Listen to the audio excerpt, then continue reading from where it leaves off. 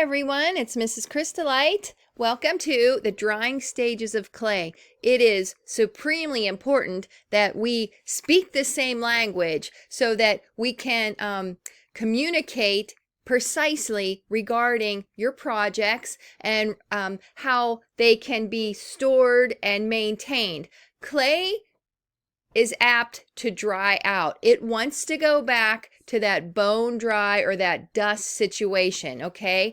We manipulate the drying stage of clay by adding water, by keeping the clay in plastic, double wrapping sometimes, things like that, okay?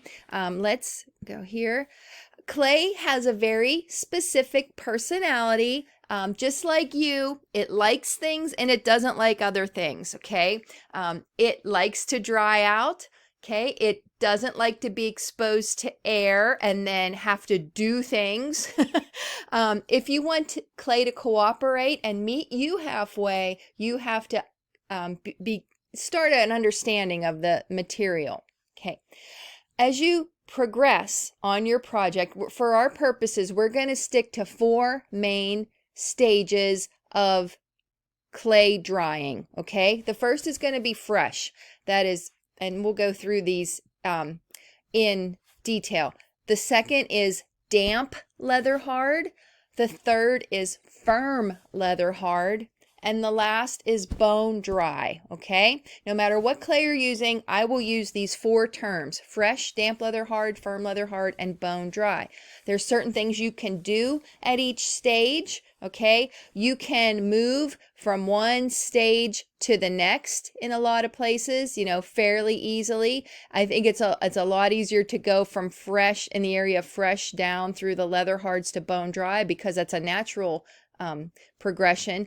You can bring back clay from bone dry. You can bring it the whole way back to fresh. So we recycle everything and we manipulate this clay to do what we want it to do. Within each stage, like damp leather hard, within damp leather hard, there's going to be damp leather hard. Consider it a spectrum. Damp leather hard that's closer to fresh than it is to firm leather hard, and vice versa. So there's a whole spectrum within each of these stages, except for maybe bone dry. Once you're bone dry, you're bone dry. Okay, fresh. The fresh stage, it comes right out of the bag. That's the clay. It is like a blank canvas, okay? It can do anything. It's very, very soft. The color is very, very, it's the darkest gray that you're going to get. The possibilities are endless, okay? What happens with fresh clay is it does not hold its shape very well. So you can do kind of like broad strokes with this, okay? It can be formed, it can be added to, it can be somewhat impressed, and it can be modeled. What you can't do is expect to do any kind of refining in the fresh stage, because it will always, it's too soft, okay? In order to do that, in order to do refining, you're going to have to progress through the stages of clay. All right. When I say impressed, you can use a texture plate like this, and you'll have all that stuff in the studio. Okay. It's very friendly to work with and has as much water as it can hold. To keep it in the fresh stage so that you can begin more and more new projects, you have to keep this completely sealed in plastic, squish out the air, squeeze it out, double bag it in plastic, and it will stay fresh for you. The second stage is going to be your damp leather hard. It's still fairly dark color. It's still soft, but it can hold its shape, all right? It has a slight firmness to it. In this stage, it's very easy to add, like in the fresh stage, you can add to damp leather hard, but you can also start to do your refining, a little bit of blending, more detailed impressions, and it's good for some bigger kind of piercing, which is cutting or making holes, okay? They call that, believe it or not, they call that the devil's work, because it's so, there's such a high level of craftsmanship that goes into it. But damp leather hard is great for, let's say, making these sculptures. Here's a little bit of piercing, okay? And like I said before, in damp leather hard, it's a whole spectrum of clay hardnesses. Slab, okay, you want a little bit of stiffness to this, or you can imagine this clay kind of just collapsing. This sculpture, though, you might want this a little bit softer so you could add finer details. When you pierce here, you might want a little bit of stiffness so that the whole thing doesn't come apart.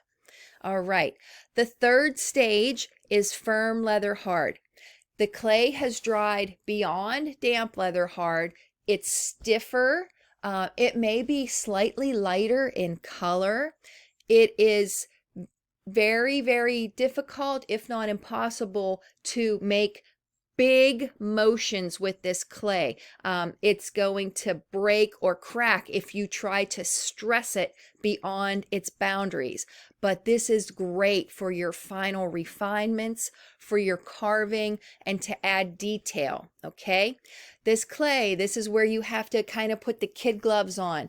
It's not going to respond to big awkward motions. This is where you're really fine-tuning, ratcheting down your final manipulations of your project before it dries out completely. Okay, here's where you should finish all your refinement and get it ready to dry out totally in this final stage, which is bone dry. Okay, the clay is extremely fragile. It's light in color, and the reason is that all of the water has evaporated, okay? Before anything goes into the kiln, it has to be in bone dry stage, or else it will break apart, it will explode, okay? If you attempt to carve or sand anything in bone dry clay, you're going to make dangerous clay dust, so we never do that. If we still need to, if by accident or whether on purpose, your clay dries out to the bone dry stage, I will teach you tips and tricks to bring that back into firm leather hard or even damp leather hard stage. Go back up through the steps so that you can do your refinements and manipulations, but we never do anything to cause dust, okay? Once your project is complete and identified, I'll show you how to do all that. And you put it on the wear carts back by the kilns.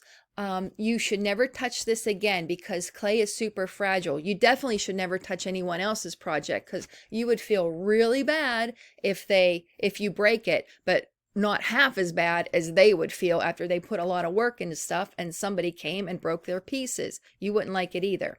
Okay, so now's the time for you to begin to know clay better. Every master knows that the material teaches the artist. Okay, when you're in the classroom, I will give you a complete demo of the drying stages of clay. All right, and if you're not in class right now, I will post another video for you. Okay, thank you so much. Bye now.